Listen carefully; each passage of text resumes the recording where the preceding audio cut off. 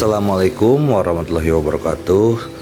Apa kabar sobat-sobat semuanya? Semoga kita semua dalam keadaan sehat jasmani dan rohani, tidak kekurangan satu apapun. Amin ya rabbal alamin.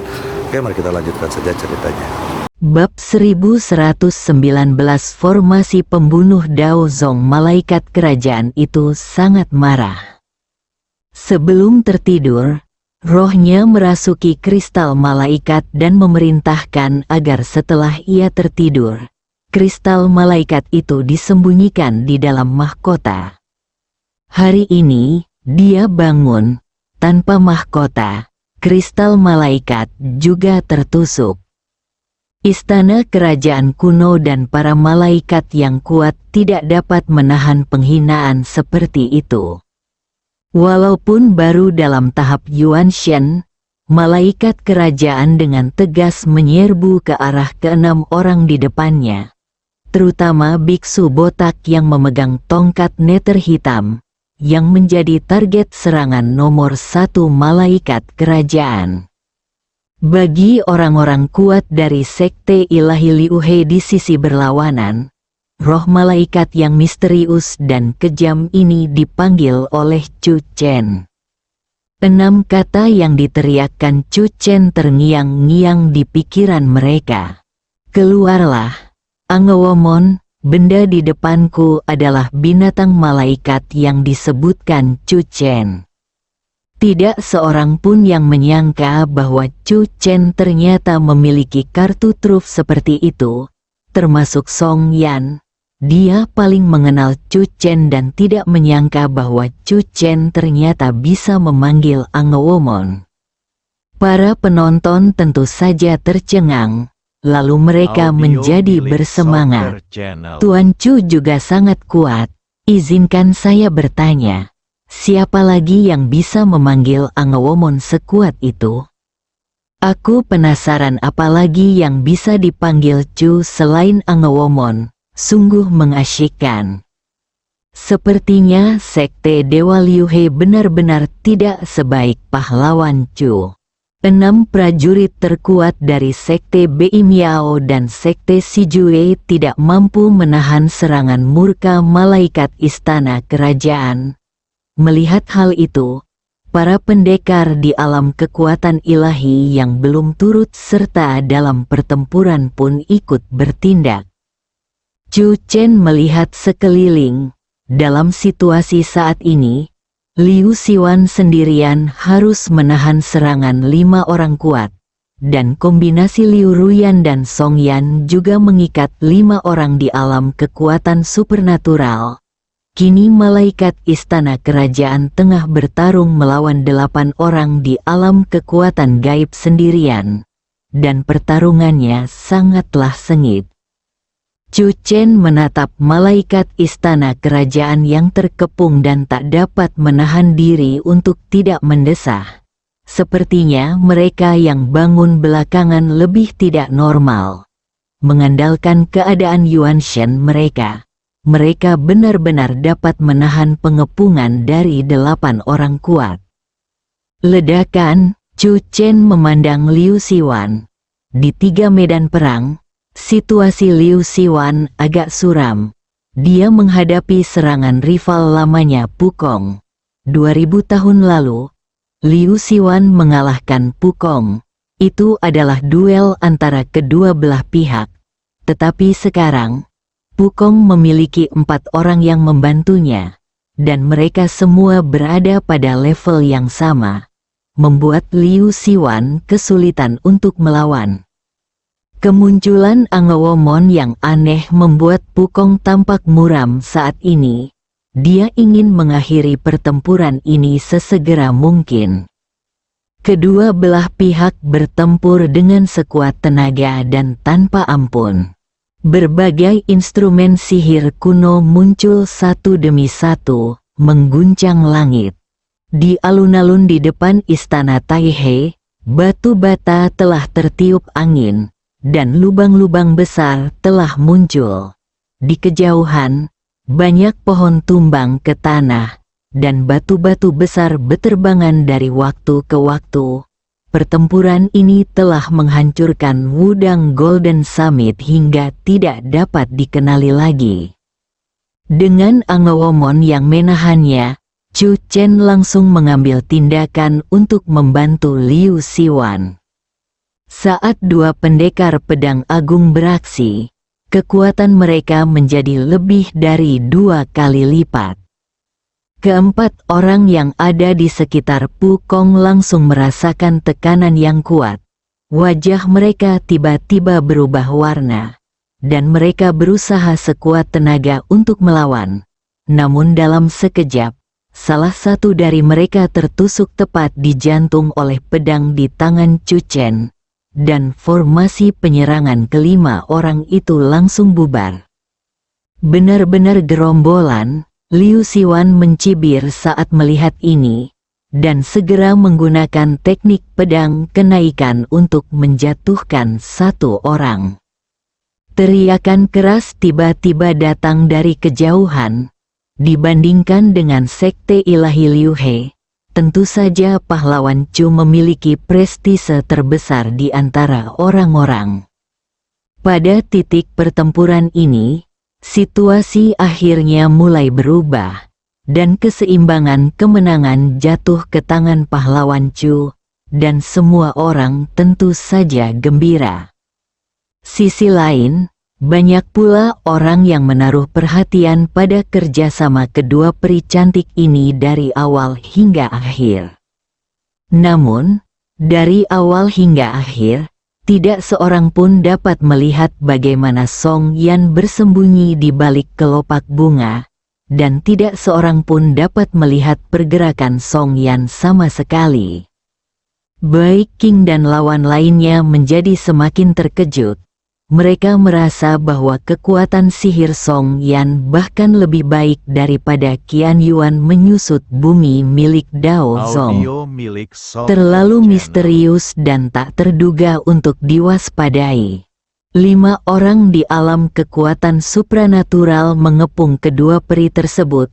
Akan lebih tepat jika dikatakan bahwa mereka berlima bergabung untuk menghadapi serangan kedua peri itu. Mereka tidak punya kesempatan untuk melawan. Di 3 medan perang, satu-satunya peluang bagi sekte Dewa Liu He untuk menang adalah jika 8 orang kuat mengepung Angewomon. Namun, itu hanyalah Angewomon yang dipanggil oleh pahlawan Chu. Bahkan jika Angewomon dikalahkan pada akhirnya, kemunculan Angewomon dapat menahan 8 orang kuat, sehingga memberi waktu bertarung yang berharga bagi pahlawan Chu dan anak buahnya. Faktanya, ini benar, Chu Chen dan Liu Siwan, Song Yan dan Liu Ruyan, para petarung di kedua belah pihak tak terhentikan dan mengalahkan sekte ilahi Liu He. Para malaikat istana kerajaan menghadapi pengepungan 8 orang pria kuat. Meskipun mereka semua adalah tokoh marginal dalam kata-kata Liu Siwan, tidak diragukan lagi bahwa mereka juga berada di level puncak era baru. Mereka menggabungkan kekuatan untuk mengepung dan menggunakan senjata-senjata sihir kuno sebagai sarana menghadapi para malaikat istana kerajaan yang hanya berada dalam keadaan jiwa. Kecuali pada awalnya mereka terkejut oleh Royal Court Angels, mereka secara bertahap menguasai keadaan. Para malaikat istana kerajaan menjadi semakin marah seiring berlanjutnya pertempuran. Sebelum tertidur, ia sempat membayangkan bahwa saat terbangun, kemungkinan besar ia akan berjalan perlahan meninggalkan mahkota kuno itu, ditemani sejumlah besar pengikut kerajaan di hadapannya, berlutut menyambut malaikat yang kembali. Saya tidak menyangka kita akan dikepung di tempat seperti ini. The Royal Angels belum pernah bertempur dalam pertempuran aneh seperti itu. Dia juga mengamati seluruh medan perang dan mengetahui bahwa dia memiliki sekutu. Meskipun mereka juga memiliki wajah oriental, itu tidak masalah. selama dia bertahan, sekutunya akan datang mendukungnya setelah mereka menyelesaikan pertempuran. Dengan keyakinannya itu, malaikat kerajaan berhasil menahan serangan gabungan 8 orang sakti tersebut. Ini adalah sesuatu yang tidak pernah terpikirkan oleh Chu Chen. Saat mengetahui malaikat kerajaan hendak bangun, pikiran untuk mengalihkan masalah terlintas di benak Chu Chen. Rencananya berjalan dengan sempurna. Chu Chen juga senang bahwa malaikat kerajaan adalah orang yang kejam dan tidak banyak bicara. Kalau saja itu Liu Siwan, dia mungkin akan berbicara sebentar dengan 8 tuan besar itu, lalu mengetahui bahwa dirinya diperalat oleh Chu Chen, lalu berbalik melawan Chu Chen. Medan perang di kedua belah pihak tak terhentikan. Jiwa para malaikat istana kerajaan menderita berbagai tingkat trauma. Para penonton tentu saja sangat antusias menyaksikan pertarungan ini. Mereka menyaksikan segala macam kekuatan magis. Bagi banyak orang, pertempuran hari ini di Gunung Wudang tidak berbeda dengan pertarungan antar dewa. Ledakan di bawah pengepungan bersama Chu Chen dan Liu Siwan, Pukong Tianzun juga terlempar dan berdiri di atap istana Taihe dalam keadaan berantakan, dengan paksa menekan darah yang mengalir deras. Mata Pukong Tianzun bersinar dengan kejam, menatap Liu Siwan. Kamu memiliki pembantu yang baik hari ini, tapi jangan lupa, ini adalah Sekte Dao. Pukong Tianzun memegang pengocok di tangannya, dan 3.000 rambut hitamnya tiba-tiba membumbung tinggi ke langit, lalu melesat ke segala arah menuju Gunung Wudang. Chu Chen memandang Pukong, mengetahui bahwa dia akan mengerahkan formasi di Gunung Wudang. Setelah energi spiritual dihidupkan kembali, beberapa bekas situs sekte akan memiliki formasi yang dihidupkan kembali. Gunung Tiangshuan dan Sekte Suan Shuang adalah contohnya. Angin kencang itu berangsur-angsur meningkat dan menjadi lebih kuat, membawa serta hujan. Kekuatan magis Sekte Dao adalah memanggil angin dan hujan. Tentu saja, itu adalah efek yang diciptakan oleh formasi yang bersifat ilusi. Liu Siwan berkata dengan sungguh-sungguh, hati-hati, formasi Sekte Dao adalah formasi pembunuh sungguhan. Chu Chen tampak percaya diri dan berkata dengan suara yang dalam, jangan khawatir, selama aku, Angewomon, masih di sini, dia bisa mengalahkan formasi apapun. Chu Chen tiba-tiba menyadari sesuatu, dan dengan cepat menutup mulutnya, dan berkata dengan suara keras, 100.000, ikuti aku untuk menghancurkan formasi. Mata Pukong sudah tertuju pada malaikat istana kerajaan.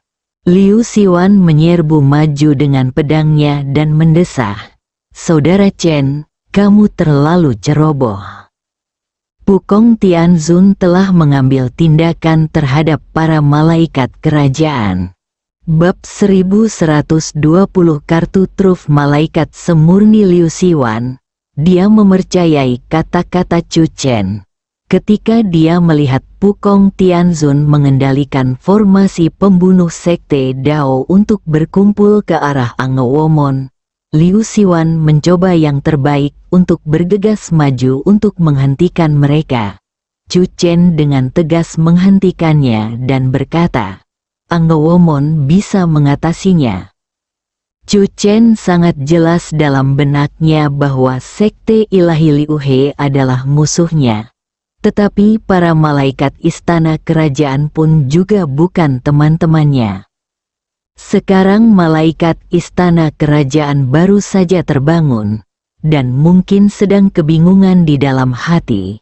Karena terpaksa terlibat dalam pertempuran ini, jika malaikat istana kerajaan dibiarkan pergi dan kembali ke istana kerajaan, tentu dia akan tahu bahwa semua paus saat ini telah dibunuh oleh anak buah Chu Chen. Para malaikat istana kerajaan juga merupakan musuh. Chu Chen menyaksikan adegan para malaikat istana kerajaan bertarung melawan sekte Dewa Liu He. Sudut mulutnya sedikit terangkat. Jika ini dapat dianggap sebagai kekuatan magis, maka nama kekuatan magis itu adalah membunuh dengan pisau pinjaman. Ledakan, malaikat istana kerajaan menghadapi pengepungan 8 orang kuat dan sudah berada di bawah tekanan luar biasa. Yang tidak disangka-sangkanya adalah pada saat ini, barisan pembunuh tiba-tiba muncul, dan satu orang lagi datang untuk membunuhnya. Hal itu membuat malaikat istana kerajaan gelisah, marah dan takut. Dia sama sekali tidak dapat bersaing sendirian. Namun, sekutunya berada di 2 medan perang lain. Para malaikat kerajaan hanya bisa mengerang dalam hati. Pukong Tianzun mengendalikan formasi pembunuh sekte Dao dan memusatkan seluruh kekuatannya untuk mengepung malaikat istana kerajaan. Orang-orang lainnya secara alami tidak memiliki kekuatan untuk melawan Liu Siwan dan dipaksa mundur berulang kali oleh Liu Siwan. Chu Chen sedang menganalisis formasi pembunuh sekte Dao, mencari cara untuk menghancurkannya dalam angin dan hujan. Di sisi lain, kerja sama Song Yan dan Liu Ruyan menjadi semakin terampil, menunjukkan postur peri yang tak terkalahkan. Pada titik ini, pertempuran telah mencapai puncaknya.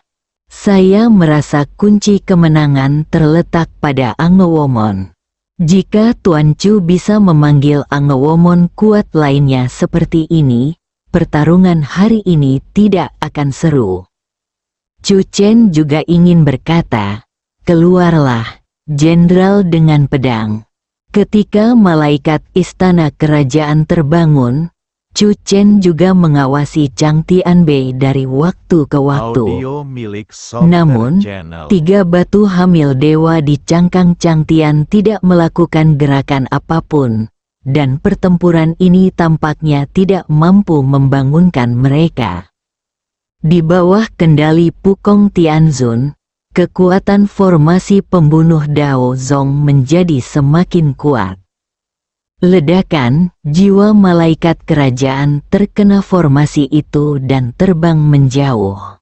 Melihat ini, orang-orang kuat dari sekte ilahi Liu He bergegas maju dan ingin membunuh binatang malaikat itu. Chu Chen dan Liu Siwan mengalahkan musuh di depan mereka. 4 prajurit sekte ilahi Liu He di alam supernatural terbunuh, dan 3 lainnya terluka parah. Liu Siwan mengangkat pedangnya dan melihat ke kejauhan. Angemon tampaknya tidak dapat bertahan lebih lama lagi. Liu Siwan melirik Chu Chen yang secara mengejutkan masih begitu tenang. Melihat ini, mata Liu Siwan tiba-tiba berbinar. Dipahami, Angewomon pasti punya kartu truf lainnya. Kalau tidak, bagaimana saudara Chen bisa begitu tenang dan kalem? Pergilah dan bantu mereka membunuh musuh. Aku harus bergegas menghancurkan formasi itu. Chu Chen mengangkat kepalanya. Langit di atas Gunung Wudang dipenuhi awan berwarna merah muda. Kekuatan formasi pembunuh sekte Dao yang telah diaktifkan oleh Pukong Tianzun di awal, tampaknya semakin kuat hingga sekarang. Angin dan hujan bagaikan pisau tajam. Chu Chen tidak meremehkan formasi pembunuh sekte Dao. Dia harus memanfaatkan waktu ketika para malaikat istana kerajaan menahan Pukong Tianzun dan yang lainnya untuk menghancurkan formasi pembunuh sekte Dao. Chu Chen terbang menjauh dengan pedangnya, dan pada saat yang sama, jimat di tangannya berkelebat dan terus mengenai kemana-mana. Pukong Tianzun secara alami mengetahui niat Chu Chen, tetapi prasyarat untuk menghentikan Chu Chen adalah menangkap binatang malaikat di depannya. Saat pertempuran berlangsung, Pukong Tianzun secara bertahap melihat kekuatan magis Angewomon. Tak heran disebut Angewomon, memang benar berasal dari barat. Pukong Tianzun tak kuasa menahan diri untuk menatap Chu Chen yang tengah menggunakan jimat untuk mencoba menghancurkan formasi itu, dan diam-diam ia merasa terkejut. Tegasnya, jimat adalah milik Taoisme Timur. Chu Chen memiliki kekuatan magis Timur dan Barat. Tak heran jika ia mampu bangkit dengan cepat di era kebangkitan energi spiritual dan menjadi raja baru di era tersebut. Namun, Pukong Tianzun juga yakin bahwa Chu Chen, seorang prajurit dari era baru dan generasi baru di dunia prajurit, tidak dapat menghancurkan formasi pembunuh sekte Dao. Formasi pembunuh sekte Dao yang dikendalikan Pukong saat ini tidak dianggap sebagai formasi yang kuat pada masa itu. Itu hanya bisa dikatakan sebagai formasi pembunuh kecil dalam sistem formasi pelindung besar sekte Dao. Lagi pula, dia hanya berada pada level kekuatan supernatural, dan dia tidak dapat mengendalikan formasi pembunuhan apapun dengan daya mematikan yang lebih kuat. Formasi ini sudah cukup, terutama dengan bantuan 8 kekuatan gaib yang agung, maka kekuatannya menjadi lebih dahsyat lagi. Angewomon secara bertahap dikalahkan. Gemuruh. Terdengar pula suara-suara guncangan yang datang dari segala arah barisan pembantaian. Chu Chen memecah formasi. Liu Siwan juga mengawasi situasi Angewomon. Kapan kartu truf Angewomon akan terungkap? Inilah yang paling ditunggu-tunggu Liu Siwan. Terjadi ledakan lain yang menggemparkan bumi. Saat Liu Siwan membantu Song Yan dan Liu Ruyan mengalahkan musuh di depan mereka, Angewomon juga terkena serangan keras oleh susunan pembunuh tersebut. Semangat Angewomon tercerai-berai dan hampir diambang kehancuran. Liu Siwan tercengang, di mana kartu trufnya? Tampaknya Angewomon akan dihancurkan oleh orang-orang kuat dari sekte ilahi Liu He. Dengan pukulan terakhir, susunan pembunuh itu diselimuti cahaya yang menyilaukan, dan jiwa malaikat kerajaan itu gemetar.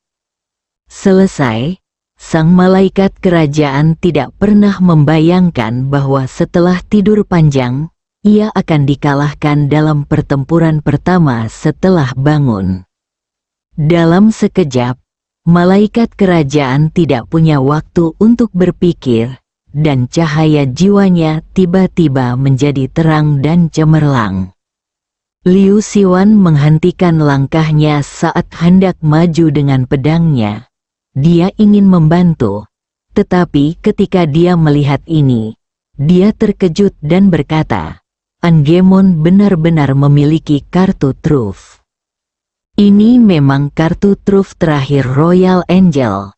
Namun kartu truf ini bukan untuk menyerang, tetapi untuk melindungi diri. Malaikat istana kerajaan mengambil inisiatif untuk meledakkan jiwanya sendiri. Dia menghancurkan jiwanya sendiri, dan pada saat yang sama, menggunakan metode penyelamatan nyawa khusus untuk melindungi sinar vital terakhir jiwanya, yang terbang kemana-mana dalam bentuk cahaya. Malaikat berubah menjadi cahaya Inilah cara yang terpaksa digunakan para malaikat ketika mereka berada di saat paling kritis dalam hidup dan mati mereka. Setelah cahayanya memudar, malaikat itu akan tertidur lelap lagi dan mungkin tidak akan pernah bangun lagi. Suara yang memekakkan telinga, senyum di wajah Liu Siwan membeku. Kartu truf malaikat. Dia sangat menantikannya dengan gembira. Tetapi tanpa diduga, binatang malaikat itu memilih untuk menghancurkan dirinya sendiri. Tentu saja, kekuatan ledakan diri itu memengaruhi 8 tuan, tetapi tidak ada gunanya bagi mereka. Sudah terpecahkan, Pukong tersenyum. Meskipun para petarung hebat di ranah kekuatan supernatural Sekte Dewa Liu He juga menderita korban. Setelah berhadapan dengan binatang malaikat ini, formasi pembunuh Sekte Dao akan terus menunjukkan kekuatannya dan membunuh Chu Chen dan yang lainnya. Tiba-tiba ada getaran di bawah kakiku. Senyum Pukong juga membeku. Angin dan hujan berhenti. Dan formasi pembunuh Dao Zong tertiup angin dan menghilang. Memanggil, pedang ajaib itu terbang menjauh. Chu Chen dan Liu Siwan bergegas menuju Pukong pada saat yang sama. Pedang panjang itu menerobos udara, tak terkalahkan. Liu Siwan berteriak dengan marah. Balas dendam untuk Angewomon bersambung.